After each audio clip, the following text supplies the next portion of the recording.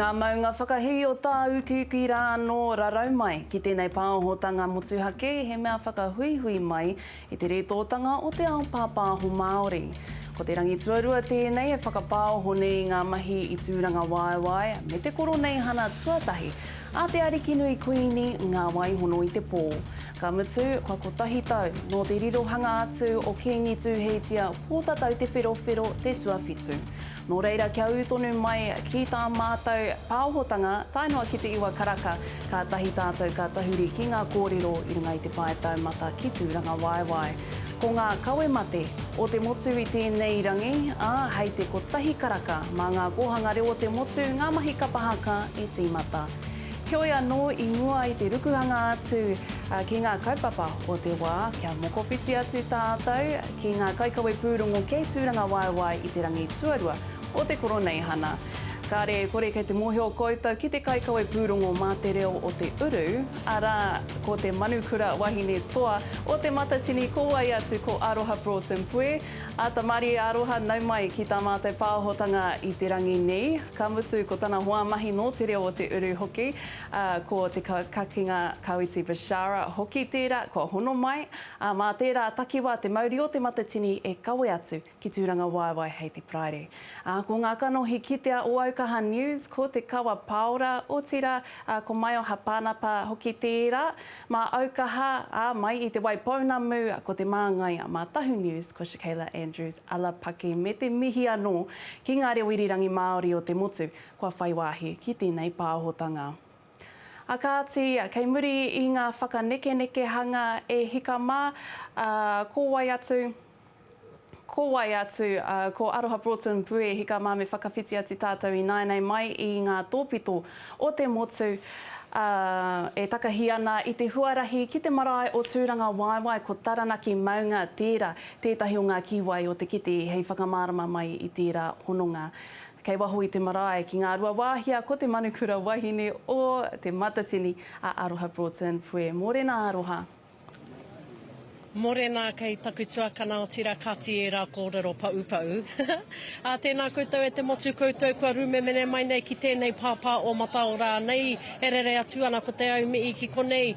Ko ngā au katoa kua tai mai i tēnei rangi, ko te au nui, ko te au roa kua tai mai ki te au paimārire. Ko taranaki maunga no tētei o era, ko au tētei o ngā uri o taranaki e mii nei ko Aroha Broughton Pue, tōku ingoa. Ka mauiti atu ki taku tunga nei, ki taku tēnei taa. Morena. Tēnā tāua o tino, tēnā tātou e mātaki maina ai te pāotanga Mataora nei. Ko taku pātai tuatahi ki a koe, tēnā, kua tai katoa mai te motu ki runga i a tātou i tēnei rangi a tāhua, tēnei te wāanga a te Koroneihana tuatai o tō tātou ariki nui. Ko rarotia mai e te i kaupapa nui o roto tonu i a tāua o te kāui maunga o te reo o te uru wānui. Ka kaue mai nei ki runga i tēnei kaupapa. Ka tika me pēnei tāua, ko te kāui maunga tēnei, ko te kāui tupua anō hoki, ko te kāui wairua. Ka tau ki runga o tūranga waiwai i tēnei rangi. Me ki pērana te mea, ko tāua tēnā, ko te roe wairua no hoki, e kawe nei nā kawe mate katoa i wainga nui i a tāua. Ko e te hi tokorua, no roto mai o te pāti Māori, tētahi pūtake mā tēnei rohe, arā ko kaurangi tāri ana tūria tēnā. Me taku tai moana Tash Kim, tērā tokorua i hinga, no roto mai i a tāua. Nā reira, ka kawe a maira tō tāua roe i taua tokorua me te nuinga o nā mate huri noa i a tāua i ngā maunga katoa. O roto mai. Nā reira, koina pēr tētahi pūtake i tēnei rangi, kua kitea wānuitia i te nui o nā mate huri noa i a tāua. Tēnā koe te kakinga o tira, ka mauiti atu ki a koe te raukura rīria. Tēnā kōrua i hika mā o tira, hei te iwa karaka. Ka eke ngā ope no ngā tōpito o te motu ki runga ki tūranga waiwai marae. Hei tawa wā tonu, ka whakawhiti atu tātou ki ngā mahi i runga i te marae ātea. Engari i tēnei wā he taonga whakahirahira kei te kawe atu ki reira. Kua tīmata te hīkoe a te tauihu, e kawe nei i tētahi kauai tohora i ki anei ko te ara o Maurei, tata ki te 5 mita te roa. He koha tēnei nā ngā iwi o te tauihu o te waka a Māui, ki te ariki nui te ātairangi kāhu, i wehe te taonga nei atu i Porirua, i nā nahi Kia whakawhiti atu tātou kia Shakaila Andrews Alapaki. Me ngā whakamārama I tēnei wā. Morena Shakaila. Morena e te tuahine rīria, ai, kei te whiti mai tērā, he rangi mokopuna, he rangi paki, ki runga o tūranga waiwai I tēnei o ngāta. Heoi anō, ai, e tika ana ngā kōrero, e tai mai ana te taonga o te ara maurei ki tūranga waiwai I tēnei wiki. Ara, no te tau, rua mano te kaumā ono, I tai mai tēnei tohora I tēnei taonga ki te takutai moana o te tauihu o te waka Māori. I tēnei tau, ko tākoha tēnei ngā kauwai tohora, ngā niho anō hoki, ki te ariki nui kuini ngā waihono I te pō, hei whakanui I tōna tau tuatahi I tōna torona. Anei te pūrongo, a tā mātou kai ripuata mai a Tahu News, ara ko Hora Kairangi Nicholas. Anei te pūrongo.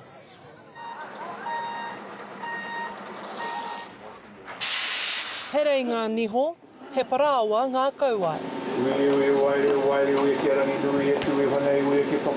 Ko te tauihu tērā e mauri a mai ana ngā mea e rua ki te ariki nui kuini ngā waihono I te pō.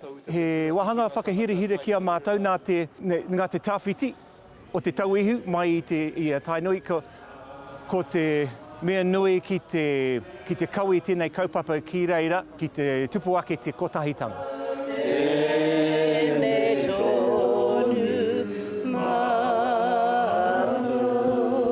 He hua no tangaroa I u te pākake ki moturua I te tau 2016.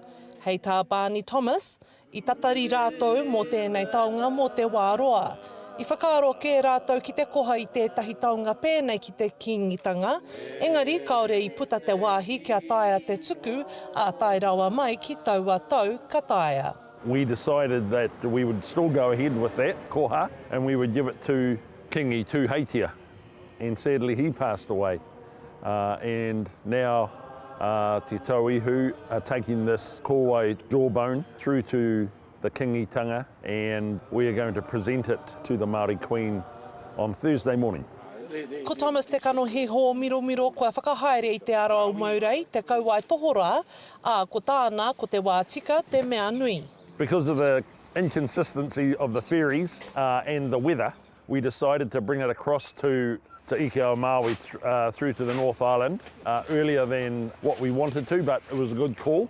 And we asked Ngāti Toa if they would store and look after that for us because they are one of the 8 iwi, and they kindly did that. It'll arrive today, it'll be stored under lock and key for tonight and Wednesday night. E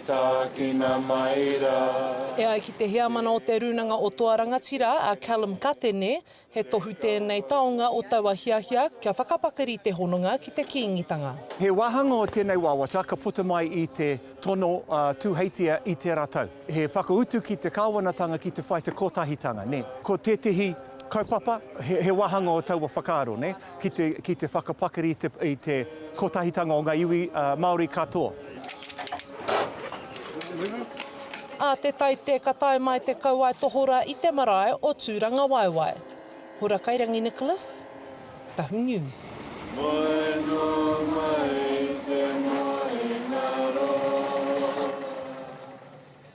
Hei waha papa I ngā kōrero o Hora Kairangi Nicholas. Ai, ka tai mai te tohora ngā kauai, te kauai me ngā niho ki runga o tūranga waiwai. Hei te ata, hei a pōpō. Ka hoki atu te mana ki a koe e riria.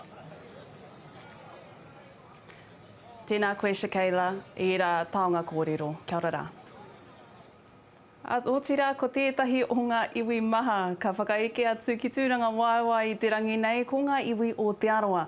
Nā ko tētahi o te aroa waka ko ngā tipiki au, e whakahoki nei te whakapaparanga me te kingitanga ki te kingi tuatahi kia kingi pō tatau te whirowhiro. Me whakawhiti atu tātou I nāia nei ki te kaikawe pūrongo o Aukaha, ko te kawa paora kei mua I te tomokanga matua o te marae. Te kawa. Tēnā koe riria mōrena kia tātou katoa ai kei waho ahau I te keti I te waharoa o tūranga waiwai marae e tae pia tātou te rongo I te reo a pre toto rewa o te kingitanga e ata whakarite ana a I ngā iwi kia whakaeke mai ki runga o tūranga waiwai a ko tū whare toa rā tana te waipaunamu te arawa waka manawa tū whanganui taranaki takitimu te tairawhiti mā tātua Ngāti Whātua me te tai toke rau tērā me te aha e ata tai mai ana ngā iwi ki te kei muri ahau e maru pai ana te rori o River Road kei waho ia tūranga waiwai marae tēnei wā e tai mai ana te arawa waka engari I roto I te wiki I kua pahure a kene I whai wāhi atu au ki tētehi o ngā kai kōrero o te arawa waka o ngā tipiki ao ko te wāta crib tērā anei te pūrongo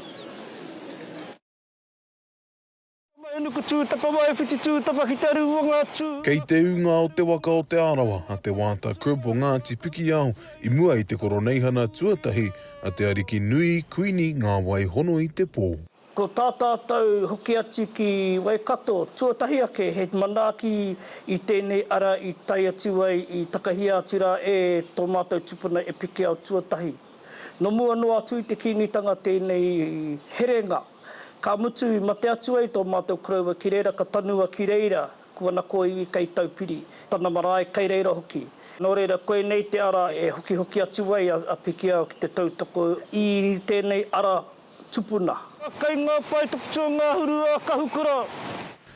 Ko te hononga kei waenga I a Ngāti Piki ao me te kingitanga, he ahi kua whāngaia.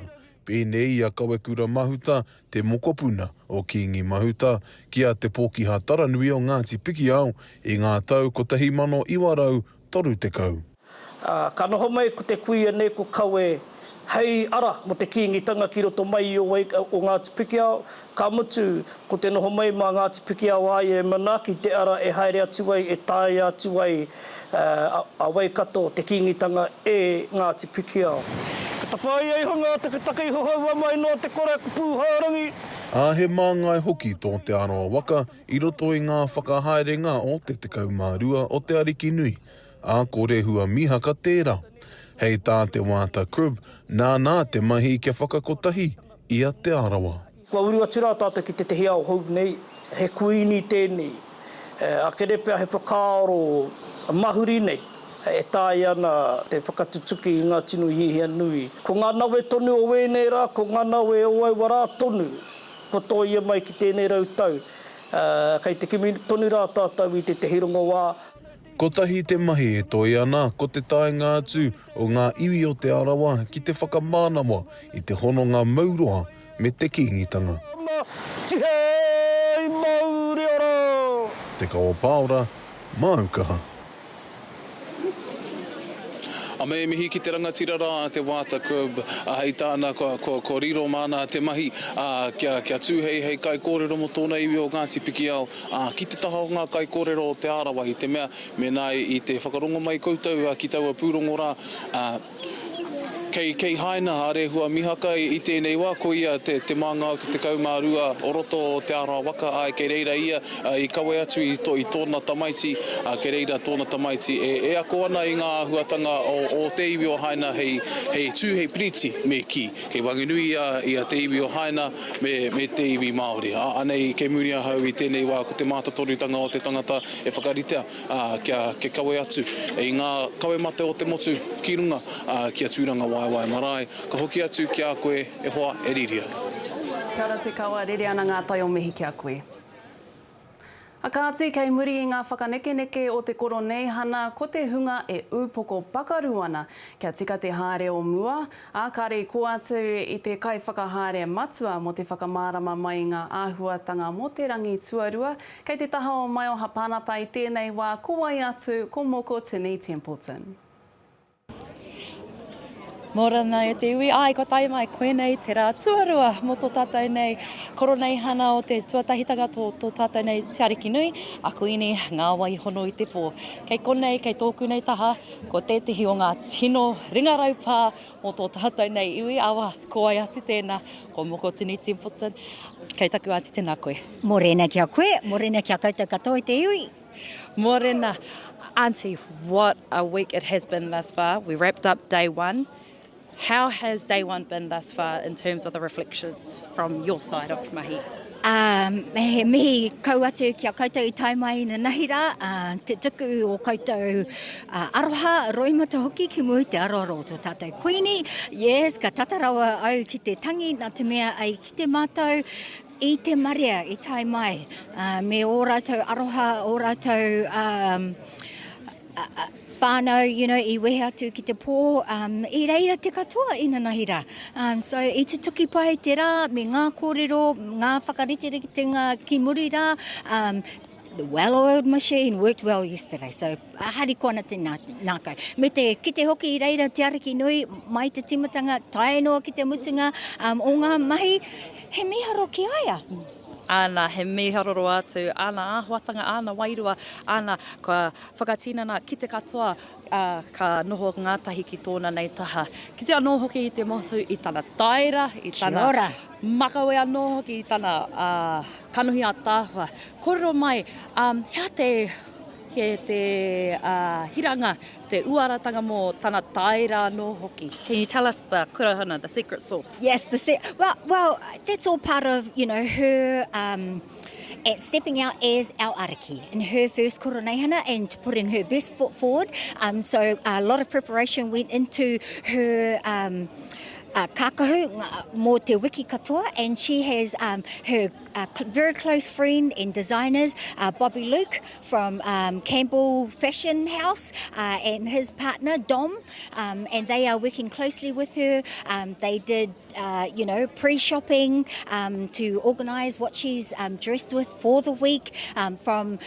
We've also had some generous offers of, ngā whakarakai, hair and makeup, shoes, you name it, that they've coordinated her whole wardrobe for the week, and she looks great, and she's ready, best foot forward, every day. And what I love to see, and I think it's said without even asking, is the effortlessness that she has in terms of her āhuatanga as well. Aye. And of course, it's also shown last night with her dinner that she also shared with some delegates. Can you just talk us in proceedings in terms of last night's red carpet proceedings? And that was a beautiful event, and it was a combination of ngā rangatira o te motu, as well as entities, charities, and organisations that she's the patron of. So we saw King Charles's Trust here. Of course, that was a lot of mahi. They went to London. They've done mahi together for quite a while now. So Te Arakinui is also involved with their kaupapa, supporting entrepreneurs, young Māori entrepreneurs into business. So they were there last night. There were a mixture of ages and from the motu as well. So we had kaitahu, te tauhi o te waka Māui. They're all relationships that she will develop and grow as her reign continues. Now we're waiting for the rest of the motu to now come and enter onto our beautiful marae today. What do you expect to see from today's proceedings? Lots of tears. Lots of tears. Me te mihi atu anō ki a rātou. Kahurangi iri tana tāwhiwhirangi. Tēnō, aroha nui te ariki nui ki aia. And they were on the Kohanga Reo Trust on the board together. Iri tana and the cookers, Puti, Maki, they wrapped their arms around her as she was learning the ropes of how the Kohanga Reo operates, the policies and the new direction. So we've got her coming in today with the whole of Te Whanau Apanui, with Whaia June, Mariu. These are her ruruhi and koroheke that she's grown up with. So, again, it's going to be another emotional day, but looking forward to having them come back to the motu, come back to the marae, aroha mai, the motu to come back to the marae. Because this is us, this is what we do every year. And it's the reciprocation of the mahi that when she goes out to the motu and when they come back to her, and to whakakotahi anō I a tata I raro I ngā tū āhuatanga o te kingitanga, o te mana motu hake, o te aroha, o ngā korowai, aha rāna. And I do have to say for even yourself, it seems as if you never sleep because this has been a 3-month preparation, and yet you're serving us a look. How do you do it? years of practice, and much like the Queen, the preparation for Koroneihana started last month, but the key to it all, comfy shoes. Koena te korahona e te whānau haramai o hu e mautonu ana ki te kaupapa. Nō reira, kei a koe te wairerea, tēnā koutou katoa. Tēnā kōrua e hika mā, ka te koenei hoki te rā e tā tūwai ngā iwi o te motu. Ki runga o tūranga waiwai kia kawea o rātou mate, kia tangihia o rātou mate i tēnei rā. Me te aha, kua tae hoki tētahi o ngā, te Pāti Māori, me te kaiārahi takirua o te Pāti Māori i tēnei wā kei tō te kakinga taha. Kia tahuria ke tātou i hika mā. Te kakinga, hea hanga kōrero o te wā atu i tō moka. Tēnā tātou e te wānau o tino, nau mai oki mai ki tēnei o ngā pāotanga, kei taku taa i tēnei wā, arā ko te raupura o te kāwi maunga tuatai, me te kaiara i takirua o te Pāti Māori a te Ngāriwa Peka. Kei taku raupura tēnā koe? Morena, morena. Firstly, of course, he rangi kawe mate tēnei. This is the day to bring on the memory of all our loved ones. But for you especially, two stand out. Ka urangi Tariana Tūria and the loss of your mates, taku tai moana Natasha Kemp. Tēnā kōrero hia mai ki taua wairua i tēnei wā i a koe e kawe mai. Ai, kia maumahara mai ka nui ngā kamate. Engari, mō mātou te Pāti Māori, Waia Tariana and Takutai were extremely, important. So it's a sad day, but a light day in the fact that we've all come together in the aroha and the wairua. What we have is obviously a year when we've lost Waia Tariana. We can see some of the kaupapa that she really fought for whānau ora under threat, and I guess that puts on us more the significance of who she was, what she stood for, and the responsibility on us. And the same with Takutai. She wasn't just a mate, she was also an uri of Ngā Rauru like me, from the Kāhui Maunga. And her sudden loss has thrust us into spaces we didn't expect to be, including today a by-election.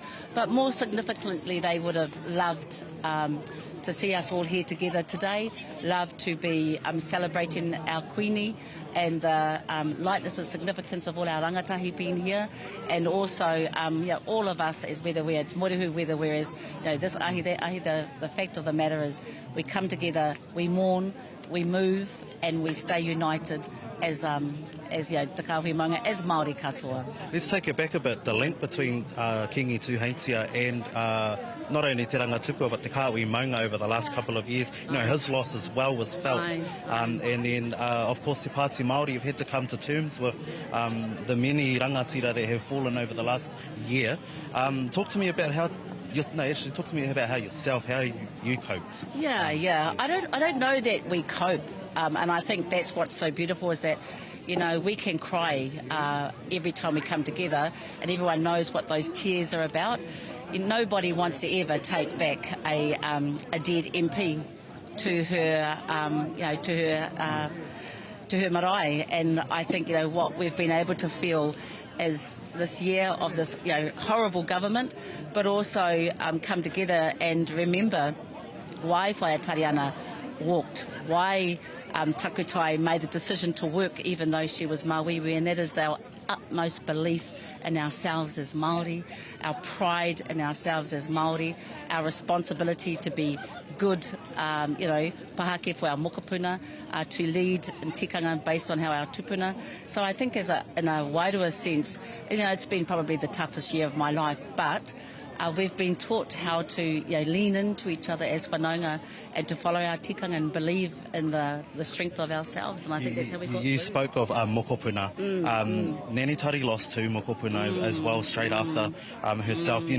How are you, the final question, how are you in Te Tai Hauauru going to carry on that legacy of Tariana and Takutai? Yeah, I think how we carry it on is to be authentic and to always live and walk in our truth, is to serve and to be present, is to make sure that we hear and we feel so we can take that into our spheres of influence.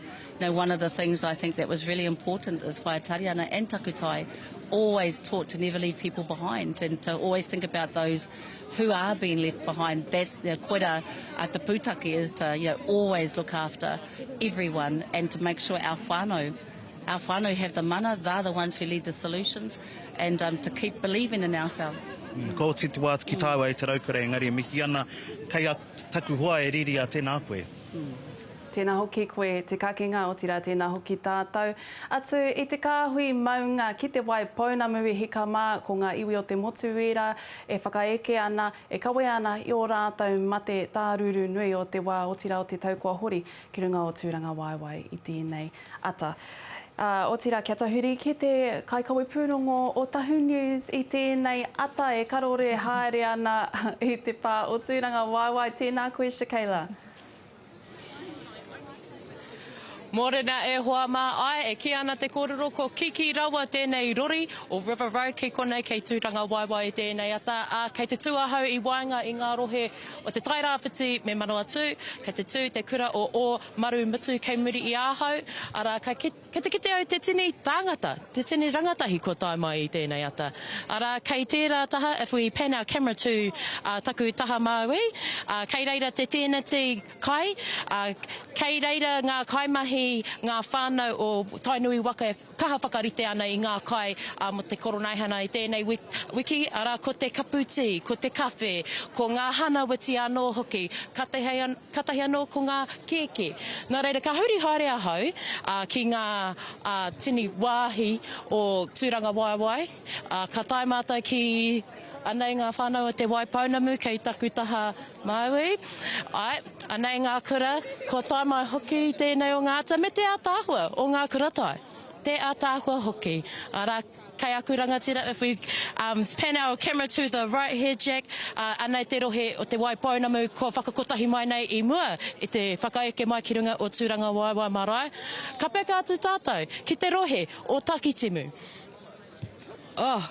Me te ātāhua o ngā kōtiro i tēnei o ngā atua, mena ka huri atu, mōrena hatoho he pamā. Nā reira, he nui ngā tāngata, he nui ngā mahi kei te haere i tēnei wā. E ai ki ngā kōrero, toko whitu ngā rohe ka whakaeke i te tuatahi kātahi, ka whakaeke te nuinga, te toenga o ngā rohe o te motu nei ki runga o tūranga waiwai marae. Nā reira, ko tō te wā, ko āhua pau te hau, taku hikoi huri rauna i tēnei o ngā tiriti ki tūranga waiwai marae. Nā reira, ka hoki atu te mana ki a koe e riria kei tāmaki makaurau. Tēnā koe, Shakaila. O tira, ko te aho o tā ngaingai ki wainga. Ia Waikato me taranaki e kore e motukia. Kua tai mai ngā uri a te maunga tītohia ki konei. E tāne kaha ake ai tērā o hononga. Ka mutu ko ngā rua hine hoki tērā kua tai mai. Kei te taha o Aroha Broughton Pue ko te Aorangi Dylan, tētahi o ngā waha kōrero o ngā rua hine. Ka rauna ko taku raukura, ka tau ko taku raukura ki taku kei taku mārei kura, ko taku waia tēnei, te tumu wakarai tonu o tō tātou iwi o ngā rua inerangi ki Taranaki, ko te Aorangi Dylan tēnei. Kei taku waia morena tuki a koe o tira e mi i atu ana ki a koe. Tēnā koe hoki o tira, tēnā tātou katoa, e whakanui i tēnei kaupapa wakahirihira. Tēnā koe.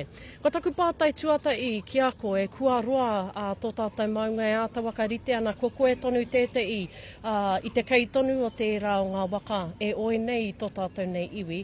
Tēnā kōrero tia mai, e te i o ngā uatanga i waka rite e kūtau e pai ai tā tātou tai mainga ki konei ki te Koroneihana tuata i o tō tātou ariki nui. Well, ko whai mātou i ngā tapuai o ngā mātua tūpuna, i te hunga e whakaritere te ana i ngā uri o te maunga, ia te tau. Nā reira, ko wetahi o ngā kaupapa i puta mai i te pōheri ki Matatini. Nā reira, ia koutou e whakariterite ana ia mātou. Ko etahi o ngā kaupapa i puta ko te taha, te tiaki tō tātou nei hononga, ki tēnei o ngā kaupapa. Nā reira, e wakarite etahi wānanga, kia āta wānanga hia e rā hononga, kia kaua tātou e tai kuhare mai, me tino u tātou ki te kaupapa. Tēnā koe whaia. Ko tētei o ngā kaupapa nui o tō tātou wariki nui i tēnei tau, ko te aroa anō ki te unga rangatai. Tēnā i pēea te manaki o taranaki i tēnei karanga i tēnei kaupapa te rangatai.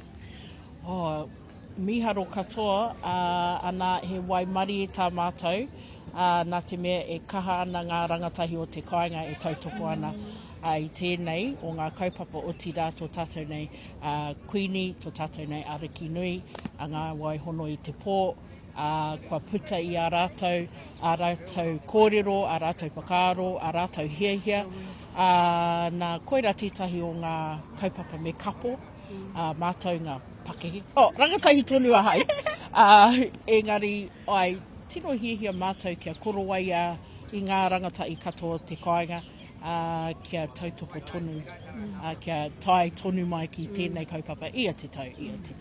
Tēnā koe, ko taku pātai wakamutunga ki a koe e wai. E a o tumanako o wawata mo tēnei kaupapa te koro nei ana o tira tō tāua iwi tō tātou rai o taranaki a aere ake nei. Ko ngā wawata kia tino tiaki, i ngā kōrero, i ngā hononga ki Wainganui a tātou katoa. Koira te tino wawata. E hari te me he wawata, me tika a mātou mahi, me tika a mātou tiaki. Nā te noho tahi ki ngā rangatai o tira ki ngā pipi hoki, ka kite i tērā hiahia e pua wai ki Wainganui a tātou o te maunga. Tēnā koe, kei taku raukura o tira ka rauna e nei kōrero ka wakairi ake kirunga. O tira ka o ki atu ki te kōanga manu, kei taku raukura riria. Tā piki ao, ka puta ko whatihua, ko te mana nui o te motu, ko te kingitanga. Ko te hononga tēnei ki waenga i te kāhui ariki me piki ao, nā ko pai aka iuri tērā, tētahi o ngā rangatahi no Ngāti piki ao, o tira ngā pūmanawa e waru o te aroa. Kei te kōrero ia kia te kawa pāora i tēnei ata. Morena kia tātou e te iwi ai kei konei kei taku taha ko pai aka uri o Ngāti piki ao tētahi rangatahi. Kua tai mai ki konei, ki te Koroneihana tuatahi o te ariki nui kuini ngā waihono i te pō, ki te taha o na kaumātua. Tēnā koe e hoa, tēnā koe e te rangatira, hei mauria mai koutou ko tō ope i tēnei ata.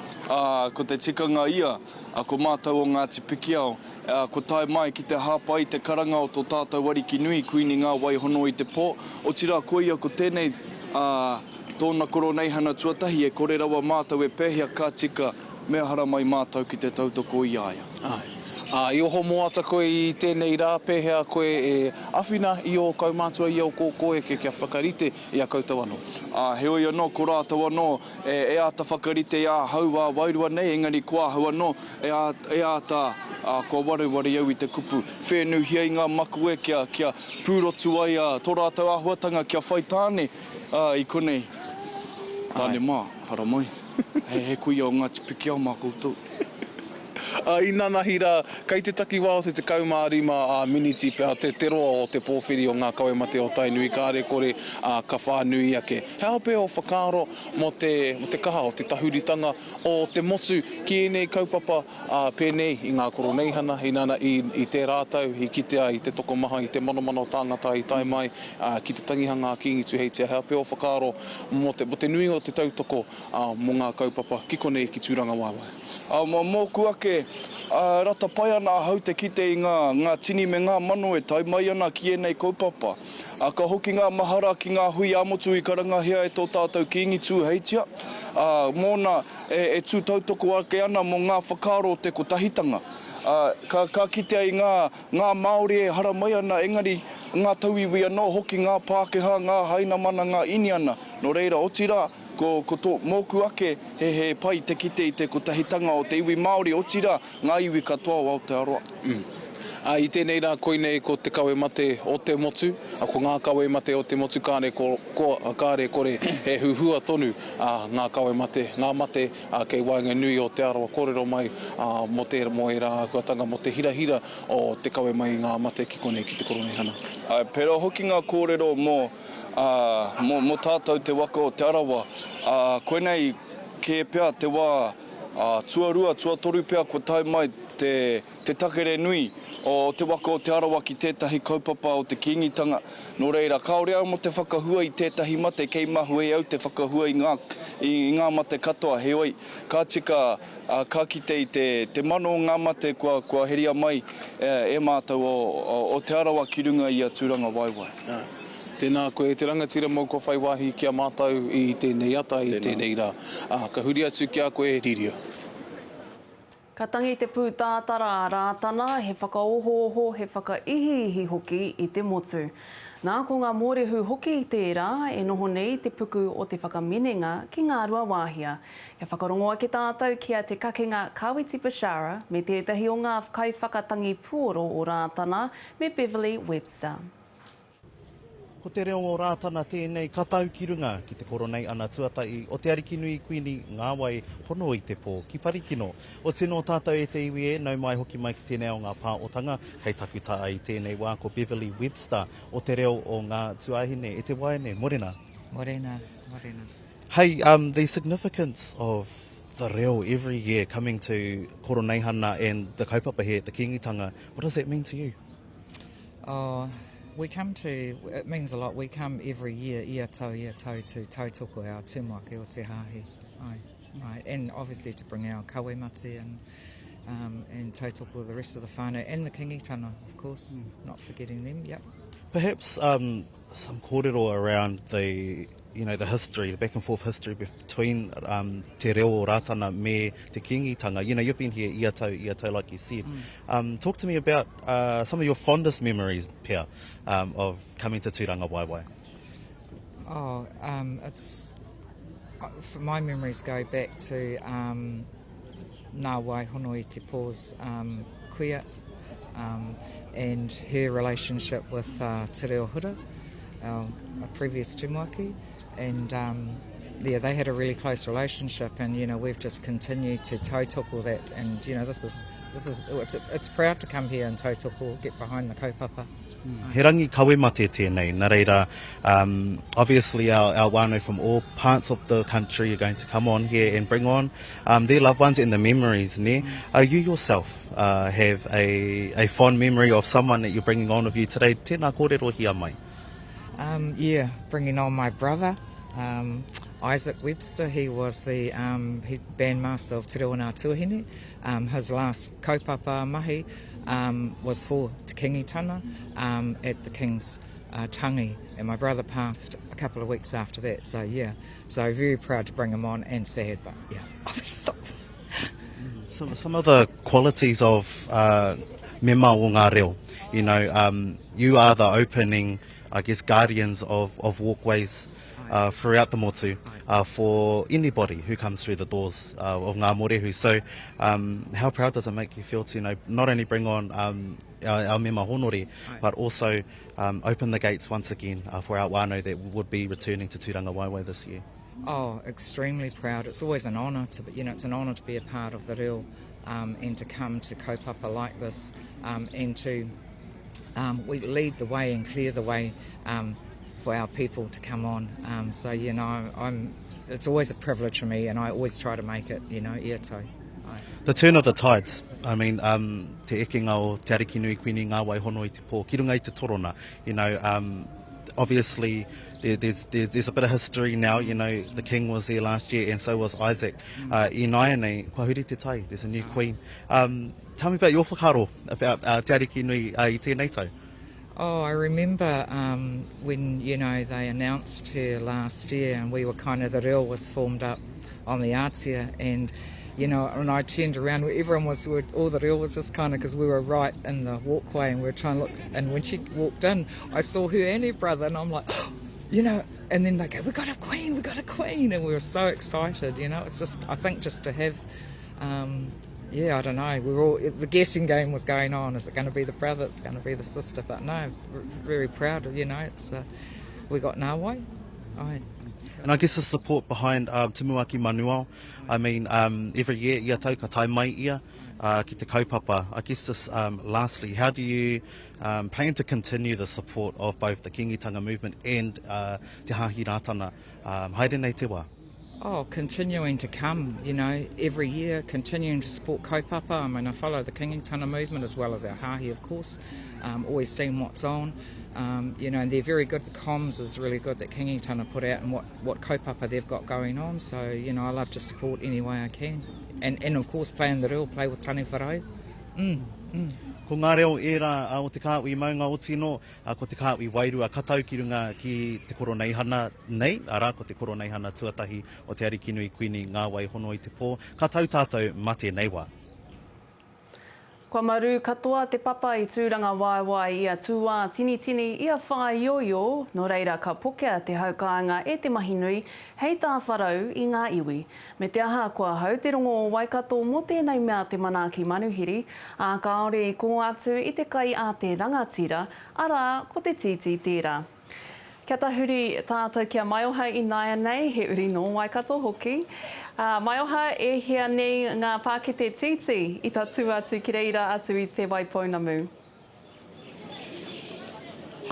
Tēnā koe riria, patai pai tēnā e kare, nā te mea kei tērā taha o te rori, tēnā tiniti nunuiro atu, rongonuiro atu, kei konei ahau, kei tēnei taha o te marae, engari mena kei konei e te whānau, ka tai a tinana mai, haere ki reira, ki te taha matau o te marae, ki tērā taha o te rori, kei reira no hoki ngā ringa raupa, ngā hāpai o ka mahi ka tunu atu I ngā titi, anō hoki no reira, kei te korero ngātahi mātou, kia rātou I tēnei wā, ngā uri o tira ngā pakeke anō hoki ka rātou anō I hanga anō I whai whakaro ki te mahi I tēnei tūmomo mahi mai I taua wā, tainoa ki tēnei wā no reira kei a rātou te wā.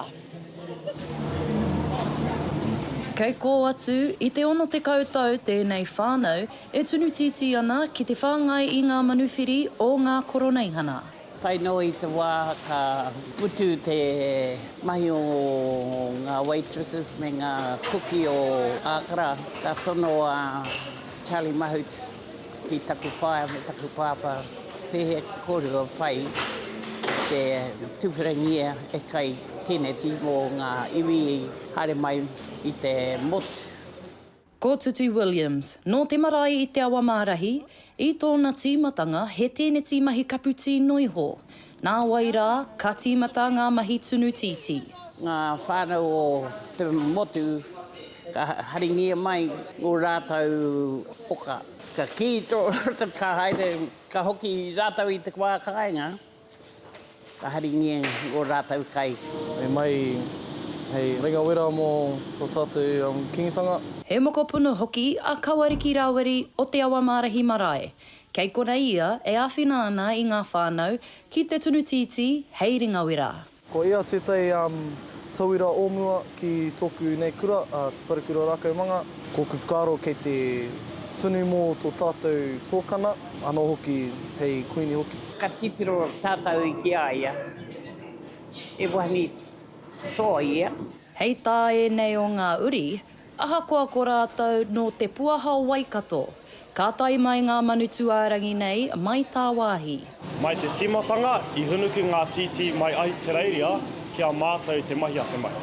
We get it from Ōtautahi at the moment. Although it comes from Ōtautahi, that's the same whanaunga that when we were receiving the initial product from Pēhakina. Koina, te whakapapa o tēnei titi, o tēnei tiniti. Ahakoa ka piki te utu mō ngā titi, mai te kaumā ruatāra ki te kaumā rimatāra, hei tā ngā kai whakarite nei, ko te manaaki me te whāngai I ngā manuwhiri katoa o te ariki nui, te mea nui. Ko tētai piki, ko te wānanga kōrero tei, ko ku tōkana o ku tēnā hoki, ko tētai mea heke ko te ke konei mo te wāroa. O iara. E tino nui aku I roto I au, tohu ana tō mātou māma, te mea nui, ko te kia whāngai ngā iwi o te motu. Ka taka tēnā, ka taka tō tātou whakaaro mo te kingitanga. A te paraire, ka kati ngā tatau o te tēneti, a te kaukaraka I te ata. Ka ata titiro, ka ata whakarongo ki te kauwhau tuatahi o te ariki nui kuini ngā waihono I te pō.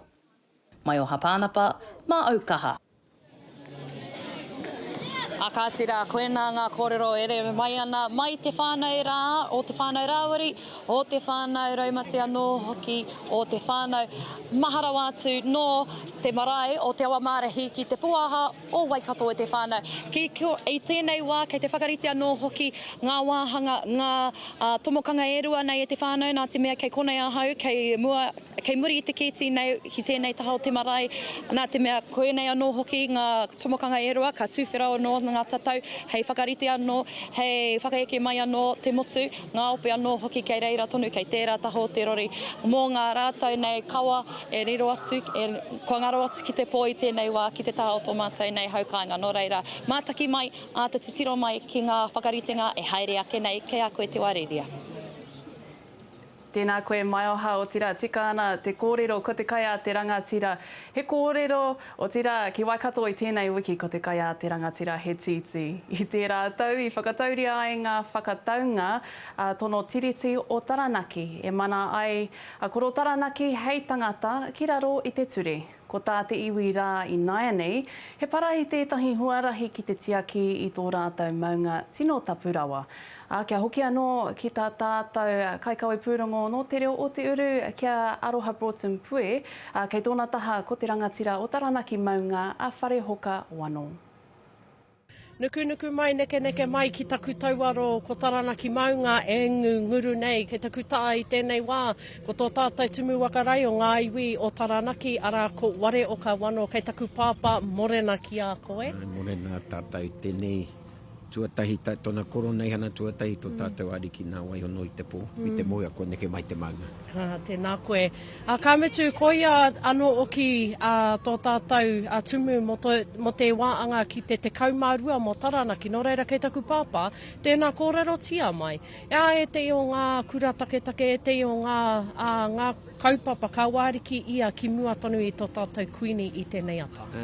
Tuatahitanga kua rongo i ona wakarite, kua kite ngā wakarite mo te roanga o tēnei wiki, kua hanga i ronga i ona tūmanakotanga mo te taha ki te Koroneihana, mo te taha te hangai tika ngā kaupapa, ngā hōtaka o te Koroneihana, o te kingitanga ki tōna reanga. Katahi ko tērā. Me te rongo, kua putatana reo Māori i roto i ngā huihuinga, no reira ka rongo ki tērā wairua.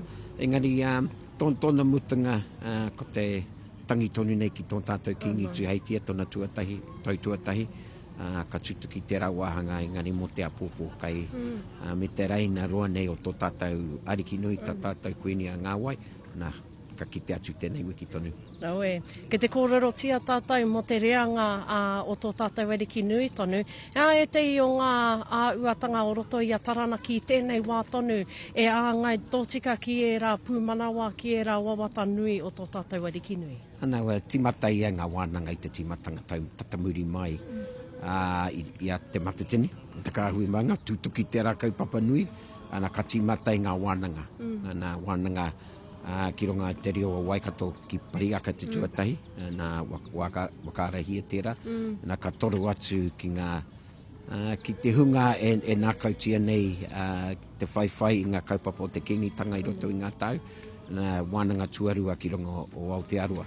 O rira, anō nei ko te ako i ngā waiata tikana nā ka tuake i ronga hei te rāpare a Taranaki maunga.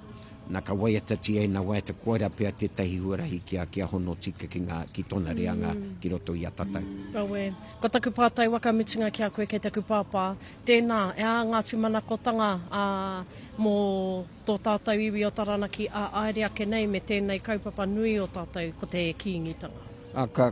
Kua rewahia nei runga i te kotahitanga i te wā i a kingi pōtatau.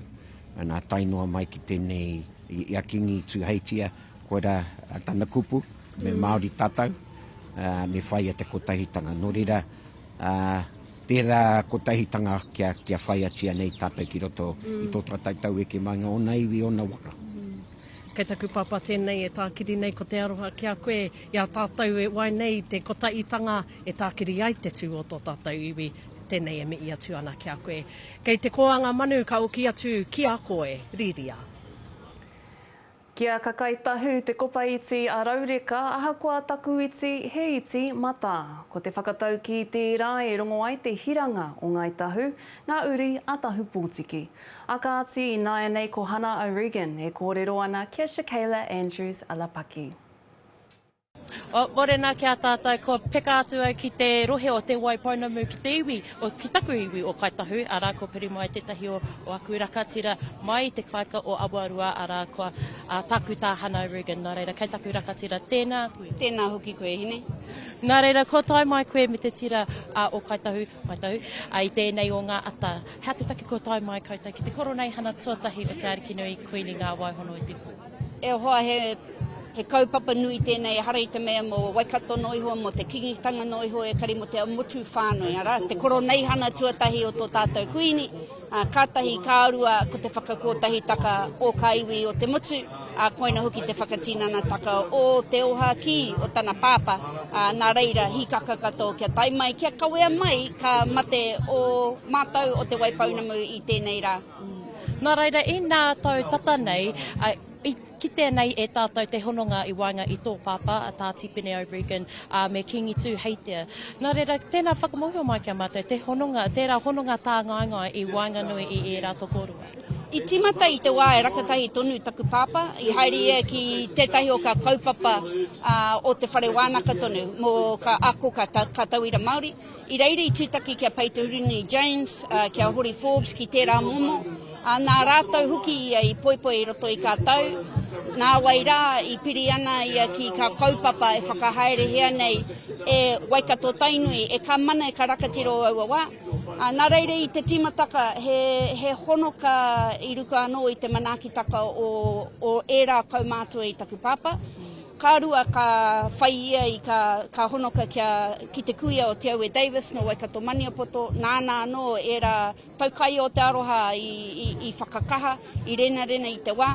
Haere nei te wā, ko te kotahi mahuta tērā, ko ia tētahi pakahiwi ki te taha o taku pāpā, i roto i ka whawhaiki mo te tika, mo te kreme, me ka kaupapa, ka take o te tiriti. Nā reira, tau atu, reaka atu. Ko enei ka taura o te aroha, te muka i whiria hei toro kaha i Waikanui a tātou. Me te atāhua hoki o ērā honoka i Waikanui i a Waikato bea kaitahu anō hoki. Ko tō te wākirunga i a tāhua i tēnei waka hoki atu koe ki tō rahi. Engari, e mihi nui ana ki a koe ki tō pāpā anō hoki, e noho ana ki te waipaunamu i tēnei wā. Nā reira, e hoa māka hoki atu te toki paunamu ki a koutou kei tāmaki makaurau. He whakamohio atu kia koutou i tōna tikanga hei te iwa o ngā haora i tēnei ata ka tuwhira. Te paki o Matariki ki te tini tāngata, ka whakaeke atu ki runga o tūranga waewae kia tangihia ngā mate no te tau ka hori nei. Haunga te wāhi ki te Koroneihana ko te riketa o tūranga waewae tētahi o ngā tino tai openga nui ki roto o Waikato. Kei te taha o mai o Hapanapa i tēnei wā ko te kai whakahaere o te riketa o tūranga waewae marae, ko wai atu ko Manoa Rind. Tēnā koutou e te iwi, kei konei kei tōku nei taha nai nei, ki tēnei taha o te marae o Tūranga Waiwae, ko te tihu o ngā tino ahika, no te haukainga nei, whaia manawa, te tēnā koe. Kia ora. Now tell us, you are one of the very pivotal people within our kitchen in Kimiora and our whare kai. How has the preparations for Koroneihana been for you thus far? Well, our whānau really started probably about 3-4 months ago with doing working bees over the weekends. When they could show up, we just sort of came together and just had different jobs with a couple of the whānau leading that, I suppose, and it's been good. We already knew it was coming, so all our whānau come weekends would come down to the marae, have a catch up and just get in and do the mahi. Yeah. Now, this is day 2. Essentially, your day 1 started, as you say, 3 months ago. But tell us, how was the distribution of the kai yesterday for you guys? It was okay. You know, we had a lot of people telling us how many were coming. We did say let's aim for 1,200, so that's what we were aiming for. So we started really early in the morning prepping kai. So down in the kitchen we sort of make sure that if we have side dishes, they're already stacked up onto our bread trays and left in the chiller. So we do that. We have a count. Our centre count at the moment is 122 in Kimiora, and then also we're feeding whānau out here in the tents. So that's another extra 300. So we've already got a strategy put in place. We make sure our kai's all sorted. So from the morning we do breakfast, but on top of that we're already prepping lunch and also prepping dinner. And then at the same time we've aiming for 1,200 lunches for our kaihaka on Friday. So we've done half of that already and we're going to finish it off today. So for us, day 1 and day 2 is sort of keeping together really and just aiming to get everything sorted so that when we have kaimahi come in and they want to lend a hand, we're like awesome because we've got mahi for them anyway. So we're happy to have to share, and it's good that people come in with new ways of skills of doing things, and also they walk away with mātauranga for their marais really of how we do things, because we do it on a mass all the time. So yeah. And your own whānau is like that as well. We see your baby, your girl there right by your side being your number 2.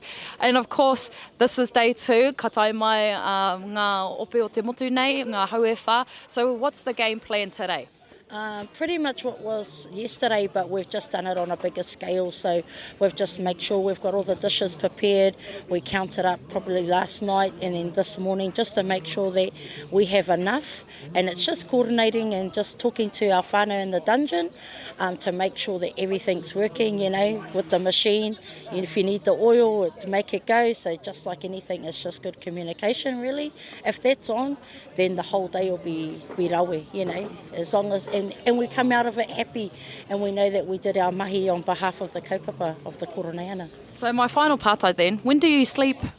You know what, you sort of just think it's for a week, and then come the following week you can just, sleep in, or just during the week. You'll next month maybe, but it's your feet. It's the main thing, is because you're always constantly on your feet. Probably takes 2 weeks for your feet to go back to normal, I suppose. I don't know. When you're, because we all kaimahi and we all have busy lives, there's actually no time for sleep. You just roll into the next kaupapa, and you just hope by the time you get to Christmas, you can have a good relaxing time then, I suppose. Yeah. Ka tira koe nā kupata ki a koe i tēnei o a taku ati. Engari, me ka tika ki a koutou, is there any whakaro or any kōrero you would like to give back in terms of how the whānau in the kitchen are at this time, and how is the wairua? Oh, it's lovely. Like, I've been probably in there now for 10 years, and you don't get to see everybody during the year, so it's nice to come to Koroneihana and actually see our whānau and see what everybody's up to, and because we're all getting older now and all our babies are going to be taking over, you can see that, so they're taking more of the charge and we're just sort of there guiding them, and it's beautiful to see, and you can see that we're going to leave it in good hands, our rangatahi are our future. They're resilient, they're strong, they know who they are. And so with that, our kitchen is awesome. The wairua is actually absolutely awesome.